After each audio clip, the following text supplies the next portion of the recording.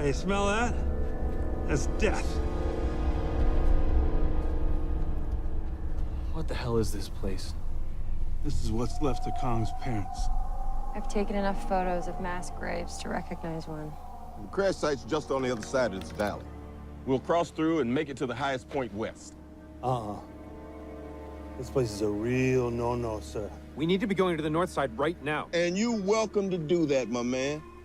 By yourself. I'm not leaving Jack out there. Now, who's with me?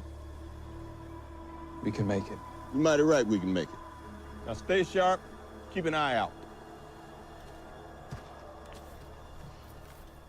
I've only been here 28 years. What do I know? That's right. Welcome to Think About It Reviews, where we talk spoiler review of Kong Skull Island.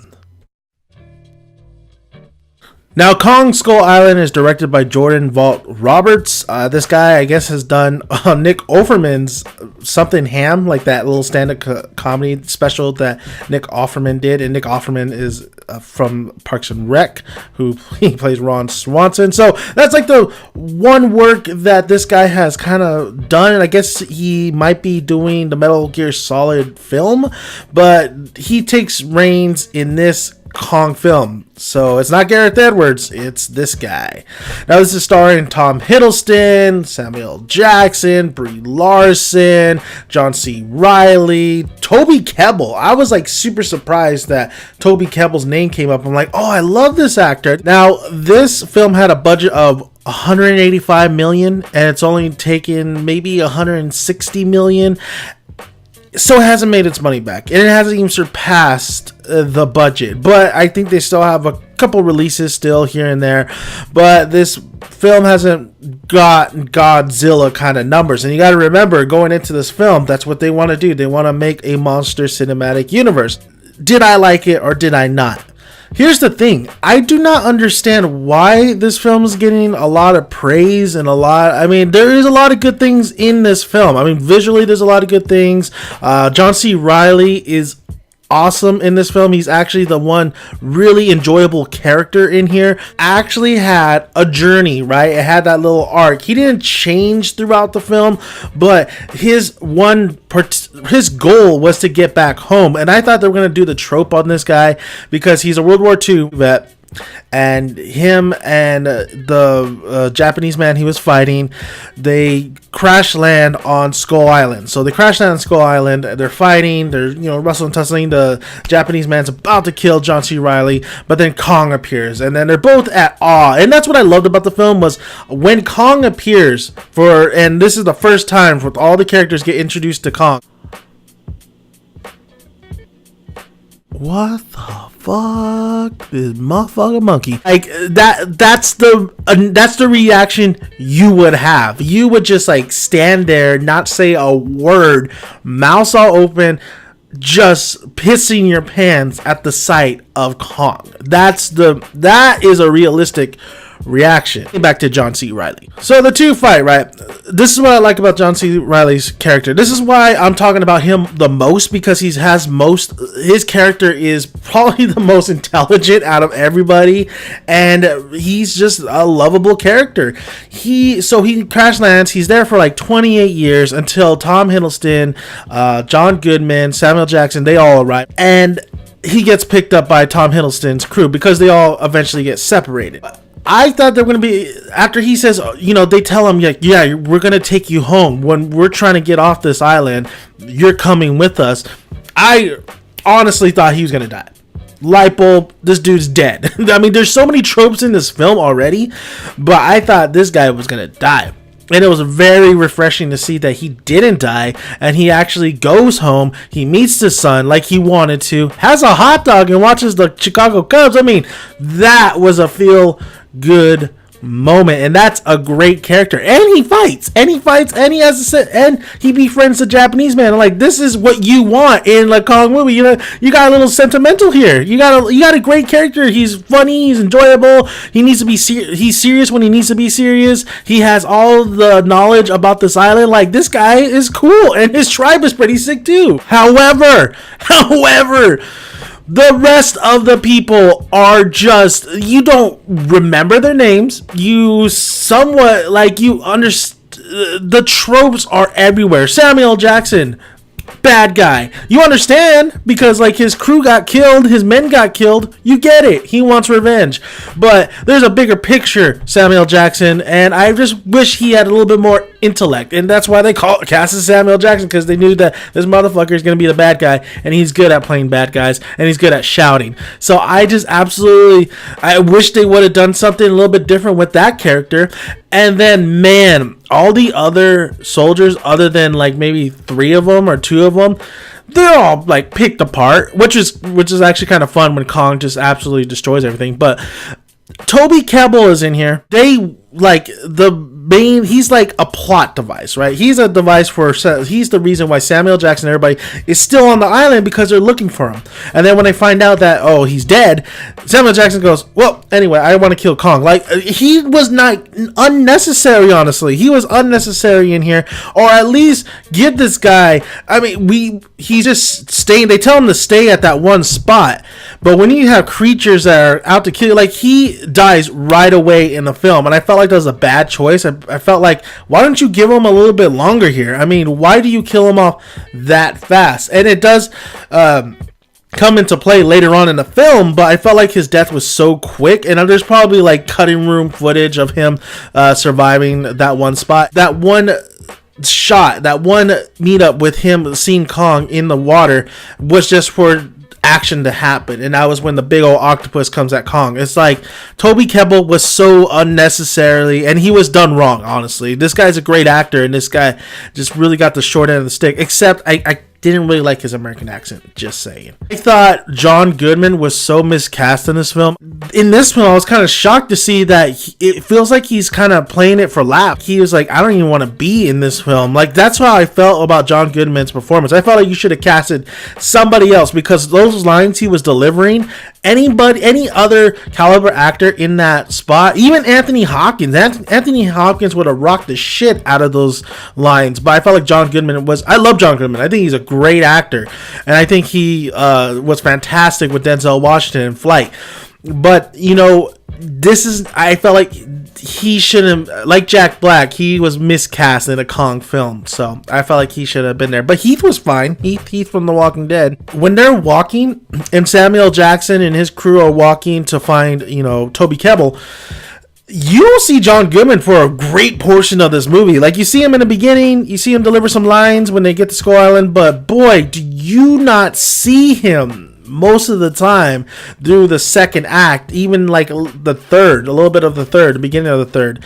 Like, it's baffling. Like, you don't see as much of this guy as you think you do. And then his death was so, I felt like there was nothing to it. It was very rushed. It was supposed to be a shocking moment, but it wasn't very shocking at all. I did like, however, when they did eat him, and you just see a photography starts flashing into the skull crawlers. I really like that. And we'll get to the monsters in a minute, because I think that's the positive of this film. Tom Hiddleston and Brie Larson, boy, you think these are the vocal characters of the film, and they somewhat are, but there's nothing to them. You know, Brie Larson's a photographer.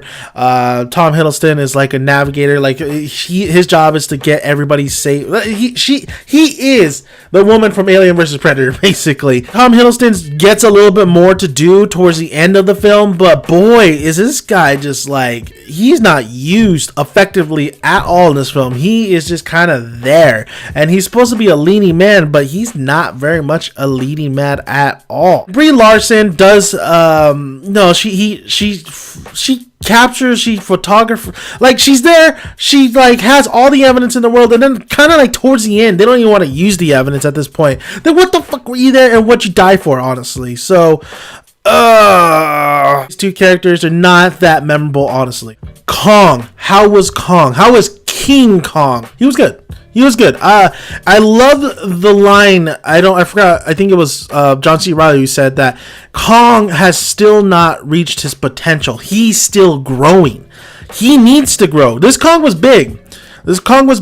He looked good. I mean, some of the special effects were not as good as Godzilla, I want to say, but it was good enough. Action sequences were really good, especially when him and just destroying all the planes, fighting the skull crawlers.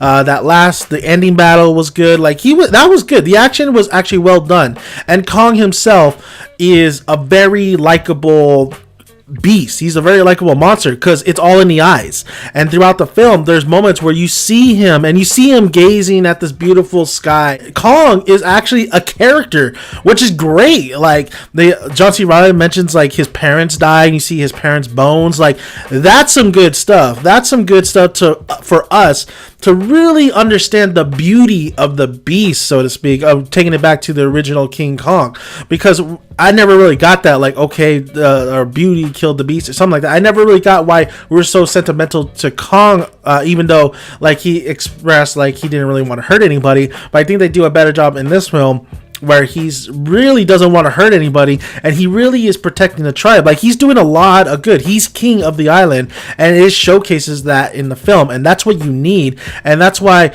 going into maybe a King Kong versus Godzilla fight, I think you sympathize more to Kong's side than Godzilla's, because Godzilla, like, everybody loves him at the end. Yay, you killed a lot of people, but okay. But Kong, he did kill people in the beginning, but like John C. Reilly is, you don't be dropping bombs in his yard, man, because you're starting some trouble. You're starting some shit. You, of course, are going to defend my place. Visually, I really got the sense of this director trying to do a little bit Jurassic Park. Of course, nobody could have the same kind of magic as Steven Spielberg. He just captures that adventure type magic. But then I felt that, and then I felt a lot of this Vietnam kind of like, Apocalypse Now. Him trying to do a gritty Vietnam movie as well. And of course, there's messages in the film about, leaving the war. Samuel Jackson stating like we didn't lose the war, we left the war. So like it's like that. It's really showcasing that message about Kong and why Samuel Jackson wants to finish what he started. So there's a message in the film. The visuals, man, there's some beautiful shots in here, like absolutely gorgeous shots, and especially the cinematography. Some of the cinematography is really well done. The direction really showcasing the island and its habitats was really great. I felt like I was watching Suicide Squad for a moment. All the music, all the Vietnam type movie music that was in here was so distracting. I just like, why would be different than any other film. You don't have to use this soundtrack. I feel like everybody uses that one soundtrack for a Vietnam type movie, and that's what I got in this film, and it was so distracting. The score was not too bad. The score actually fit the film and what they were trying to establish and what they were doing. The tonal wise, the score was pretty well done. Gareth Edwards did a absolutely fantastic job of showcasing the mass and size of Godzilla, showcasing the mass and size of the other creatures, the other monsters that Godzilla was fighting, like the scale of it all.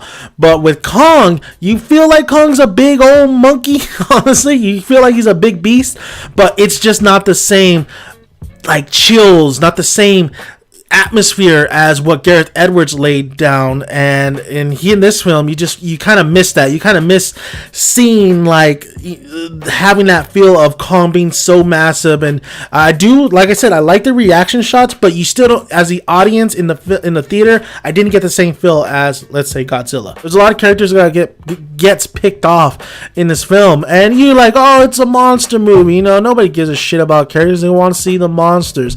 Yeah, that's true. But when you're really kind of just with these characters through the whole film and they're not really doing it for you, then it's not a very too much of an enjoyable experience. There was one character. He was a Marine who, like, he was just, like, kind of the smart ass of the group. He's just eating, like, his fucking can of soup or whatever, can of beans. He has a friend in the Marine Corps, like, they're always together, like, they're buddies. At the end, he's gonna sacrifice himself to give them more time while he ignites his grenades, and the big skull crawler, the humongous skull crawler that we've all been waiting for, which I thought was, the skull crawlers were okay looking, but that one, like, I was expecting, like, a monster, man, and I didn't get that impression at all. Marine who's gonna, like, fucking kill himself because he figures he's gonna get eaten, fucking just get sideswiped by like the monsters. I believe it was the tail or his arm, and the dude just like goes right into the fucking rock and explodes. It was like the most fucking epic fail I've ever seen in film, and I laughed my ass off with that part. And I was like, why? What? If anybody has seen Dead Presidents, they know the racial tension that it was in the Vietnam War. And this is, it is a kid, I don't want to say kid friendly, but you're going in to enjoy the movie. But there's a lot of befriending of there's not that racial tension. I mean, there's some heavily racial, like, you've seen any Vietnam movie, that's the issue. That's the issue right there. I mean, they're all fighting one fight, but they're also fighting amongst each other. That's how it was. So I don't understand why we had to make this. Well, I guess for John C. Reilly's character, he was in World War II. I love that though. I love how he befriends the Japanese man, because they experience something together, and they realize that we don't own this place. These guys own this place. But with the Vietnam aspect of it, like, it just didn't make sense to me. You could have done it present day, but I do appreciate the diversity in this film. There's a lot of diversity in this film, which is great. Really enjoy that. I think we need more of that, but I think you need to play that card too. I mean, I always say like, oh, we're going this way again, but that's for like films that are going to that, focusing on that. But in this film, I think it would actually help, because there'd be so much tensions, and then they would have to band together. These people who are just like John C. Reilly and the Japanese man, they could have used that card where there is racial tension within this group, but they all come together because there is a bigger threat out there, and they all understand that we are humans and these are monsters. So I think that could have been a great message as well, but they didn't use director or the writers didn't use that, and I just felt like that's what I felt when watching this film. Like, it's kind of unrealistic, honestly. I mean, it was just too buddy in this film, if I can say, in this timeline, in this era. I do recommend it, but don't get your hopes up about Tom Hiddleston, Brie Larson. Get your hopes up about John C. Reilly. He was just great in the film. I mean, the performances are okay. They're fine. The visuals, some of them are just absolutely gorgeous and well done direction. But the problem is the massive scale that you want. If this is going to be fitting with the Godzilla universe, it's not. It doesn't have the same tone whatsoever. But then again, this is in a different time, so they might fix that when we get to present time. Who knows? It was a great film to watch, popcorn film, when it came to the action sequences, when it came to a lot of Kong scenes. So that aspect of it was great. But when it got to these characters that were established in the film, they weren't necessarily they weren't interesting at all, and I got kind of bored. So overall, Kong Skull Island misses the mark for me, but yeah, it's still entertaining enough to watch, and I think it was not too bad of a film, but it wasn't the greatest thing I've ever seen. And honestly, I think Godzilla's Gareth Edwards is a better film, even though it has the same problems as this film. So, thank you guys for listening. You can find more of my videos on the YouTube. Like the video if you like, and comment below. Love to hear you guys' thoughts. And like I always say, grab a tick, grab a seat. Make sure you got good popcorn to eat. See you at the cinema. Bye, guys.